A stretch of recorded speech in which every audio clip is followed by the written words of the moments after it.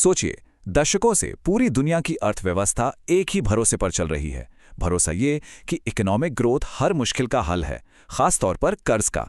लेकिन क्या हो अगर ये ग्रोथ ही कर्ज चुकाने के लिए काफी ना रहे? ये सवाल सिर्फ एक सवाल नहीं है, ये हमारे पूरे इकोनॉमिक सिस्टम की बुनियाद पर चोट करता है। और देखिए, ये कोई थियोरेटिकल क्वेश्चन नहीं है। ये उस हकीकत की तरफ इशारा कर रहा है जहां पुराने सारे नियम, सारे सॉल्यूशंस अब काम नहीं कर रहे। और जब पुराने नियम टूटते हैं तो पावर का बैलेंस बदलता है। तो इस इक्वेशन का पहला और शायद सबसे अहम हिस्सा डेमोग्राफिक्स, यानी बदलती हुई आबादी। और ये कोई टेम्परेरी ट्रेंड नहीं है, ये एक स्ट्रक्चरल शिफ्ट है, एक ऐसा बदलाव जिसे वापस नहीं किया जा सकता, और इसके इकोनॉमिक नतीजे बहुत गहरे होंगे। यहाँ जो चार्ट्स हैं वो एक बुनियादी स्ट्रक्चरल चेंज को दिखा रहे हैं। जिन इकोनॉमीज ने दशकों तक ग्लोबल ग्रोथ को चलाया, अब उनके पास काम करने वाले लोग ही कम हो रहे हैं। ये कोई नॉर्मल रिसेशन नहीं है, ये एक परमानेंट डिक्लाइन है। अब फ्यूचर ग्रोथ का इंजन लगभग पूरी तरह से अफ्रीका पर डिपेंड करता है, और ये पावर और डिपेंडेंसी के पूरे इक्वेशन को पलट देता है। चीन और जापान जैसी जगहों पर डिपेंडेंसी रेशियो, मतलब non working population versus working population, पूरी तरह से उल्टा हो गया है। आप देखिए, 1970 में चीन की 40% आबादी युवा थी और 2019 तक ये सिर्फ 18% रह गई। इसका मतलब सीधा है, सरकारों पर पेंशन्स और हेल्थ केयर का बोझ आसमान छू रहा है, और उनका टैक्स बेस यानी कमाने वाले लोग लगातार सिकुड़ रहे हैं। ये एक फाइनेंशियल ट्रैप है जिससे निकलना नामुमकिन सा है। तो देखिए, एक तरफ तो पैसा बनाने की कैपेसिटी कम हो रही है और दूसरी तरफ सरकारी खजानों पर नई और नॉन नेगोशिएबल डिमांड्स तेजी से बढ़ रही हैं। पहली डिमांड आती है जियोपॉलिटिकल इंस्टेबिलिटी से। ये जो मिलिट्री स्पेंडिंग बढ़ रहा है, ये ऐसा खर्च है जो फ्यूचर इकोनॉमिक ग्रोथ में कुछ भी कंट्रीब्यूट नहीं करता। ये सिर्फ सिक्योरिटी बनाए रखने के लिए रिसोर्सेज को कंज्यूम करता है। नतीजा, देशों को सोशल इन्वेस्टमेंट और मिलिट्री रेडीनेस के बीच एक मुश्किल चुनाव करना पड़ रहा है। दूसरी बड़ी डिमांड है एनर्जी ट्रांजिशन। देखिए, ये कोई चॉइस नहीं है, ये एक मजबूरी है, एक कैपिटल इंटेंसिव इंफ्रास्ट्रक्चर ओवरहॉल। सवाल यह है कि ये $3.3 ट्रिलियन आएंगे कहां से, जब सरकारें पहले से ही कर्ज में डूबी हैं? और यहीं पर एक नई डिपेंडेंसी पैदा होती है, उन पर जो इस ट्रांजिशन के लिए जरूरी टेक्नोलॉजी को कंट्रोल करते हैं। और तीसरी डिमांड है एआई आर्म्स रेस। ये इन्वेस्टमेंट अब सिर्फ इकोनॉमिक प्रॉफिट के लिए नहीं हो रहा, अब ये नेशनल सिक्योरिटी और ग्लोबल पावर बैलेंस का सवाल बन गया है। जो एआई को कंट्रोल करेगा, वही फ्यूचर की इकोनॉमिक और मिलिट्री पावर को डिफाइन करेगा। अब बात करते हैं उन फाइनेंशियल ऑब्लिगेशंस की जो ऑफिशियल डेटा में तो नहीं दिखते, लेकिन सरकारों के फैसलों पर सबसे ज्यादा असर डालते हैं। ये नंबर देखिए, $346 ट्रिलियन। ये ऑफिशियल ग्लोबल डेट है।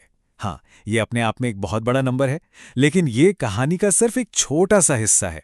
असली कर्ज वो कहीं और छिपा है। ये कोट उसी छिपे हुए कर्ज के नेचर को साफ करता है। सोशल वेलफेयर के वादे जैसे पेंशन्स, हेल्थ केयर, ये लीगल कॉन्ट्रैक्ट्स नहीं हैं, ये पॉलिटिकल प्रॉमिसेस हैं। लेकिन इन वादों को तोड़ना पॉलिटिकली सुसाइडल है, और यही चीज इन्हें किसी भी लीगल डेट से ज्यादा पावरफुल बना देती है। तो असल में दो तरह के कर्ज हैं। एक है लीगल डेट, जिस पर नेगोशिएट किया जा सकता है। दूसरा है पॉलिटिकल डेट, जिसे तोड़ा नहीं जा सकता। और ये दूसरा कर्ज, ये सरकारों के फाइनेंशियल फ्लेक्सिबिलिटी को खत्म कर देता है। उनके पास सिर्फ दो ही रास्ते बचते हैं, खर्च में कटौती या टैक्स बढ़ाना, और दोनों ही पॉलिटिकल लैंडमाइंस हैं। तो ये जो फाइनेंशियल प्रेशर बन रहा है, ये ग्लोबल सप्लाई चेन्स और फाइनेंस में पावर बैलेंस को कैसे बदल रहा है? चलिए देखते हैं कि कंट्रोल असल में किसके हाथ में जा रहा है। एनर्जी ट्रांजिशन एक जरूरत है, लेकिन ये एक स्ट्रेटेजिक डिपेंडेंसी भी बना रहा है। क्लीन एनर्जी टेक का प्रोडक्शन आप देखें तो लगभग पूरी तरह से चीन के कंट्रोल में है। मतलब एनर्जी ट्रांजिशन के प्रोसेस में ज्यादातर देश अपनी एनर्जी सिक्योरिटी के लिए चीन पर स्ट्रेटेजिकली डिपेंडेंट हो रहे हैं। ये पावर का एक बहुत ही क्लियर ट्रांसफर है, और ये रिस्क ये सब पर बराबर नहीं है।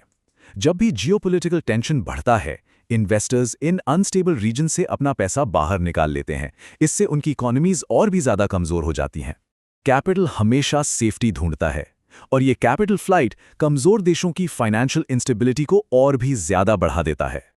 अब ये जो अलग अलग फैक्टर्स हैं, ये बस एक दूसरे से जुड़ते नहीं हैं, ये एक दूसरे को मल्टीप्लाई करते हैं और एक ऐसा इफेक्ट पैदा करते हैं जो उनके टोटल सम से कहीं ज्यादा खतरनाक है। सिस्टम एक सीधी लाइन में फेल नहीं होता, वो अचानक टूटता है।